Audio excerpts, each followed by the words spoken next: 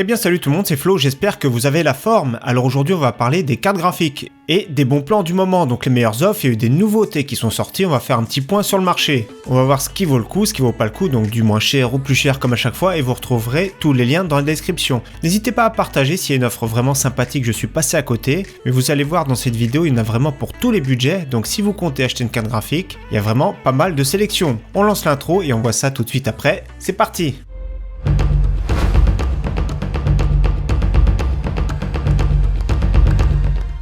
On commence pour le moins cher avec une carte graphique qui est reconditionnée, donc il y a une garantie, c'est différent d'acheter de l'occasion ici. Donc ici nous avons la petite R9 270X qui est vraiment encore sympathique pour de l'entrée de gamme, pour jouer en 1080p de manière faible. Ça équivaut plus ou moins à une GTX 1050 ou une RX 560. Donc pour 65€, c'est vraiment top parce que les GTX 1050 et RX 560 valent le double du prix. Donc ici on est vraiment bien pour jouer en 1080p, tous les jeux du moment au moins en faible qualité, voire moyenne qualité pour Overwatch, Fortnite et compagnie, ça va être très fluide. Donc franchement, pour débuter, pour avoir un petit PC entre 400 et 500€, là on est vraiment très bien. Alors cette fois-ci, pour jouer en 1080p plutôt en moyenne qualité, la GTX 1050 Ti est vraiment excellente. Elle n'a pas de concurrente chez AMD. Pour 170€, on est vraiment très bien. D'ailleurs, je l'avais déjà présenté dans un PC à 500€ très récemment. La KFA carré en version overclocking et en version full white. Je la trouve super jolie, avec une configuration blanche de plus en plus. Je trouve ça vraiment très classe. Je sais pas ce que vous en pensez, je sais pas si vous aimez le blanc, mais moi j'aime beaucoup.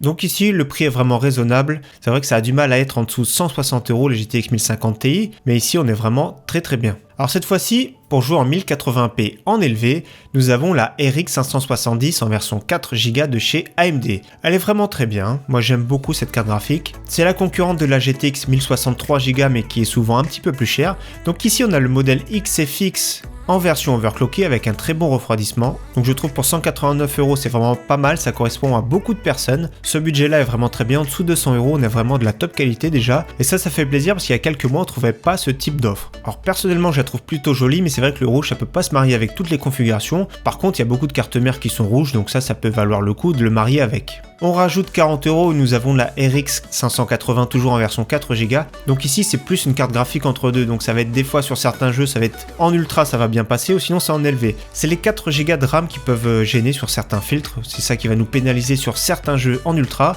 Donc ça fait un petit peu le pont entre deux, mais le rapport qualité-prix est encore pas mal. 230€ la Nitro Plus de chez Sapphire, bon refroidissement, bon rapport qualité-prix. Cette fois-ci pour 250€ maintenant on arrive à trouver des cartes graphiques qui sont très bien pour jouer en 1080p ultra sur la plupart des jeux, voire tous les jeux du moment. 250€ la Gigabyte, très bon refroidissement, très bon rapport qualité-prix. Gigabyte comme à chaque fois c'est parmi les moins chers. Donc ici nous avons la version 8Go de la RX 580, donc suivant les jeux elle est plus ou moins équivalente à une GTX 1060 6Go. La consommation est un petit peu plus importante, donc c'est après à vous de voir des benchmarks, il y en a vraiment beaucoup sur YouTube. Pour le même prix nous avons sa concurrente. Personnellement j'ai une légère préférence pour la Nvidia GTX 1060 parce qu'elle consomme moins et en plus de ça le petit logiciel Shadowplay pour faire de la capture d'écran je trouve vraiment sympathique. Donc après c'est à vous de voir, c'est suivant les jeux auxquels vous jouez, mais l'une ou l'autre elles sont vraiment top. Et pour faire quelques économies, pour 229€ nous avons une version compacte de la GTX 1060 6Go. C'est sûr que les versions compactes sont un petit peu moins refroidies, elles ont l'avantage de pouvoir les mettre dans un petit boîtier, mais le désavantage de faire plus de bruit.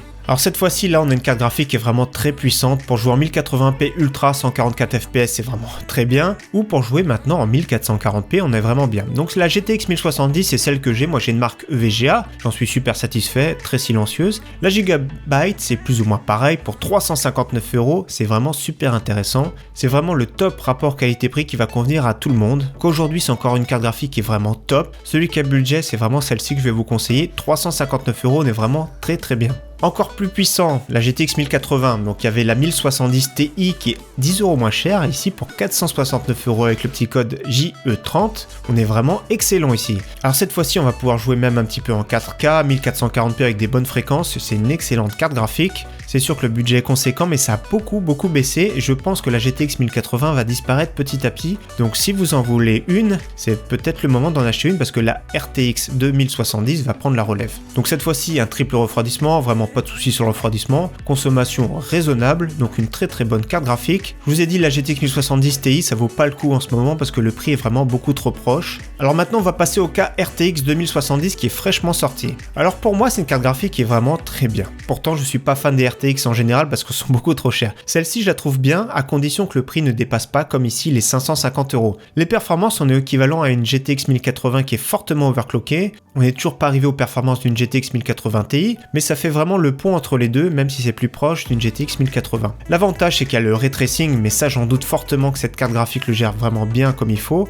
Du moins, ça va brider fortement les performances, mais autrement, le nouveau anti-aliasing DLSS va vraiment être top pour cette carte graphique, plus l'intelligence artificielle, donc pourquoi pas, pour moi c'est la meilleure offre des RTX en ce moment. Donc ici la Gigabyte c'est pas la plus performante, elle a des fréquences d'origine, donc pour ce prix là c'est encore vraiment raisonnable, autrement privilégiez la GTX 1080. Dommage, il y a une offre qui était sympathique en rupture de stock chez Material.net, 519 € la EVGA RTX 2070. Là c'était encore meilleur, le prix se rapproche vraiment d'une GTX 1080, mais comme je vous ai dit, la GTX 1080 je pense qu'elle va disparaître petit à petit pour faire place à celle-ci. Autrement, une offre raisonnable sur la RTX 2080. Ici, pour le prix d'une GTX 1080 Ti, on a des performances supérieures. Donc là, ça vaut le coup pour celui qui a vraiment le budget. 750 € en vente flash, la KFA carré. Alors, c'est pas la top refroidissement, c'est sûr. Même le look, je le trouve vraiment pas ouf. Mais le prix est vraiment raisonnable pour ceux qui cherchent à jouer en 4K. Là, on est vraiment très bien, on est à l'aise. C'est une carte graphique qui est vraiment performante. Le nouveau anti-aliasing, je pense qu'il va vraiment être top. Moins de flou, meilleure qualité, plus de performance.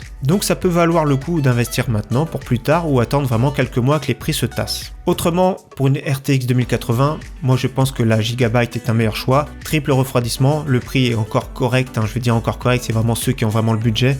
Pour moi c'est trop cher, mais 840 €, c'est encore raisonnable. Au-dessus on va pas y aller, je vais pas vous proposer une RTX 2080 Ti, c'est vraiment beaucoup trop cher, plus de 1000 €, je trouve que c'est vraiment déraisonnable, mais celui qui a vraiment le budget, ça reste vraiment une carte graphique qui est vraiment hyper performante, et chez AMD il y a vraiment pas de concurrence. Et justement parlant d'AMD, on a entendu dire que la RX 590 va sortir prochainement, donc c'est plus ou moins une RX 580 gravée plus finement, avec 100 MHz en plus, donc ce sera légèrement plus performant, et on espère que le prix sera vraiment raisonnable et qu'il y aura de la disponibilité pour du milieu de gamme. Donc voilà, j'espère vraiment que tout ce récapitulatif des cartes graphiques du moment vous auront plu. N'hésitez pas à partager votre carte graphique du moment s'il y a une offre vraiment sympathique que j'ai oubliée, que j'ai passé dessus. N'hésitez pas à le partager dans les commentaires. En tout cas, encore une fois, merci à tous, à très bientôt, ciao bye.